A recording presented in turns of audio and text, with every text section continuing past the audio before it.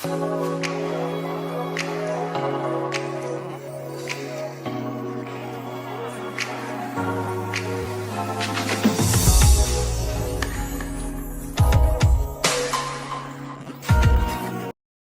and welcome back to my channel. As you can tell by the title, this video will be about my random K-pop opinions. The last one I did was about a year ago, so I think it's time for another one. Before I get started, I wanted to bring attention to something first. Please look in my description for links and ways to help the Palestinians during this genocide. I also have 2 community posts full of links that you can use to help. As a disclaimer, these are my opinions, not facts. Like always, feel free to leave your thoughts and opinions in the comments below. Let's get started. Number 1. Orbits were the worst fandom I had ever been in. First of all, I have never seen so many people be so disrespectful to other artists in terms of covers. Anytime Loona covered a boy group especially, Orbits would say they outdid the original artists, which was never true. Frankly, I never went back to Loona covers of boy groups because they weren't that memorable. Secondly, every Loona-involved fan war that was on my timeline was started by an Orbit, usually attacking another girl group unprovoked, or inserting themselves in a fan war that had nothing to do with them. Which was funny because anytime they got into a fan war with a boy group fandom, they'd pull out the misogyny card, despite the fact that they would also be misogynistic towards female idols or girl groups they didn't like. Thirdly, I never understood why Orbits attacked Everglow so much. Even on my channel, the last time I made a video like this, I complimented Everglow once and was met with hateful comments from Orbits because, according to them, saying Everglow has great music when Loona exists is a crime. It was all just weird. Loona was the perfect example of having to separate the fans from the artist. Number 2. Itzy's switch up happened because their music isn't that great. I keep seeing people say that Itzy had their downfall because they are facing competition that they did not face before, but I disagree. I'll be the first to admit, I usually stan groups for their music first, and then for their personalities and content. With Itzy, I have always loved their content and personalities more than their music because their title tracks are great, but their B-sides can be hit or miss, putting their discography on the weaker side. Their title tracks are the strongest and most likable part of their discography, but when people no longer like their title tracks, the hate multiplied from there. It's unfortunate because it's not their fault. Itzy still has some gems in their discography, but JYP barely lets them promote those songs, and I genuinely think that would make a great difference in how Itzy's music is perceived today. So basically JYP is the problem, always has been, always will be.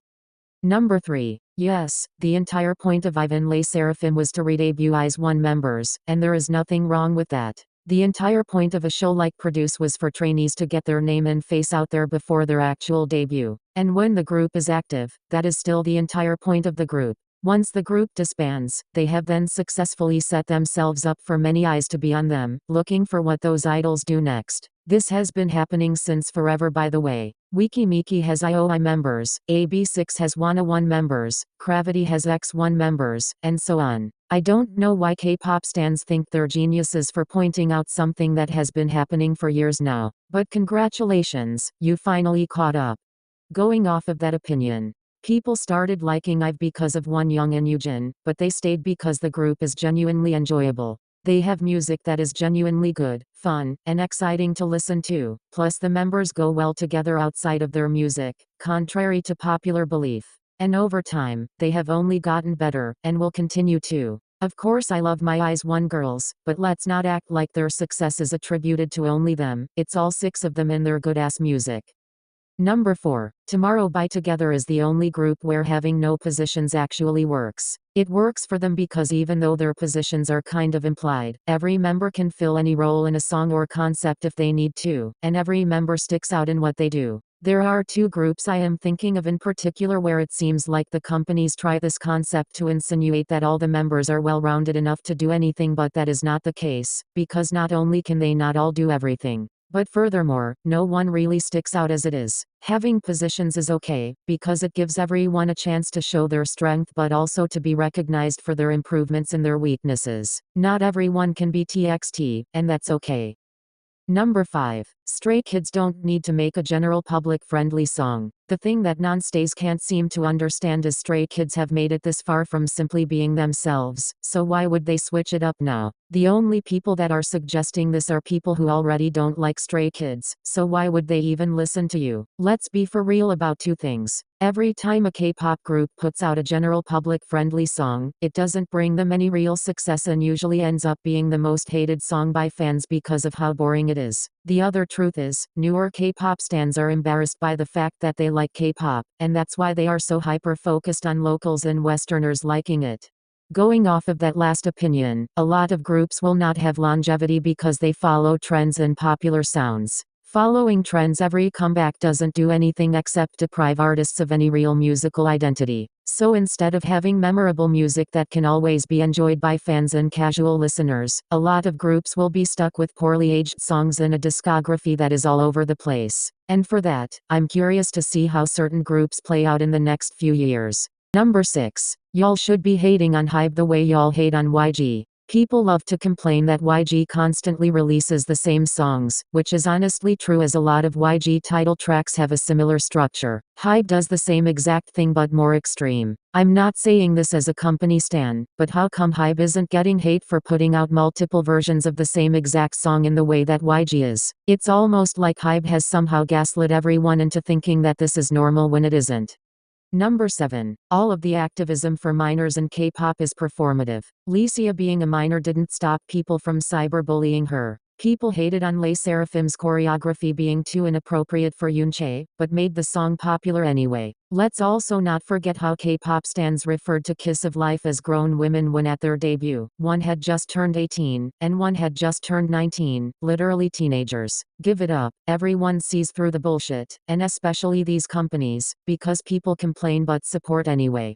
Number 8. Ke1pler got their contract extended but bsides probably won't. In a perfect world, Ke1pler would be altogether under a different company. To me, the girls don't have a reason to stay, but a lot of them don't have a reason to leave. The members either left their companies and don't have one to return to, or they come from lesser-known companies who also don't have any future plans for them, so this was probably the better option. This probably won't happen for bsides because of Yoohoo Entertainment alone. For those of you who didn't watch Boys Planet, Yoohoo Entertainment sent 8 boys on the show, and 4 of them made it in bsides. Not only were all 4 of them very popular throughout the show, but one of those members happens to be the center. That center also happens to be non-Korean. Jongha literally made history. Because of this, I feel like their companies are gonna want all of them back, but especially those 4, and the contract won't be extended. Obviously I want them to stay together, but I don't think anyone should get their hopes up.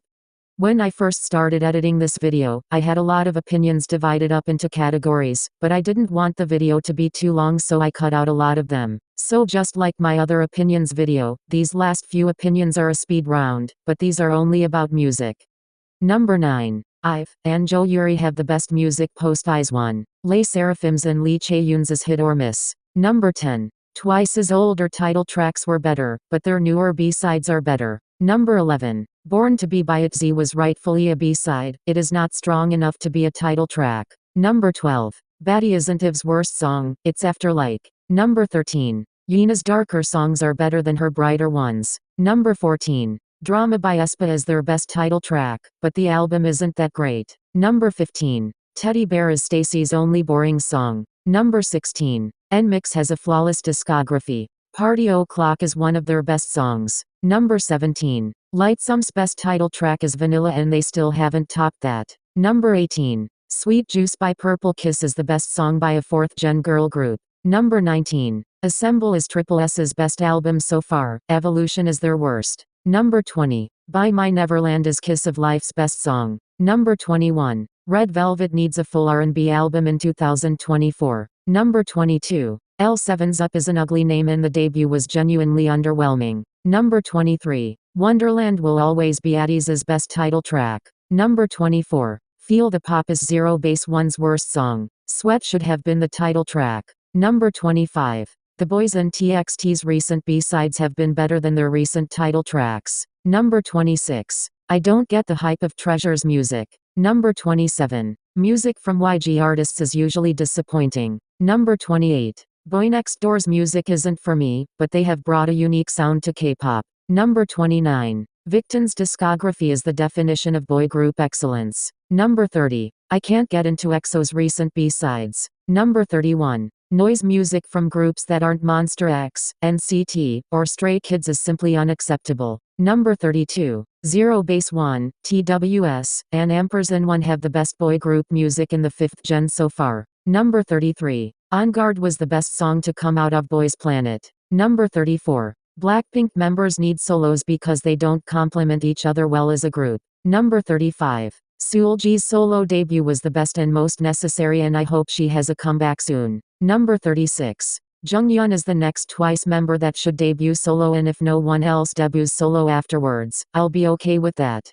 Number 37. I like Mamamoo group music more than their solo music. Number 38. I enjoy GOT7 solo music more than their music as a group. Number 39. SHINee members have the best solos. Number 40. Gasoline is Ke's best title track. That's all I have for today. Again, please check the links in my description and help in the ways you can. Feel free to leave your own opinions in the comments below. Thanks for watching, and I'll see you in the next video.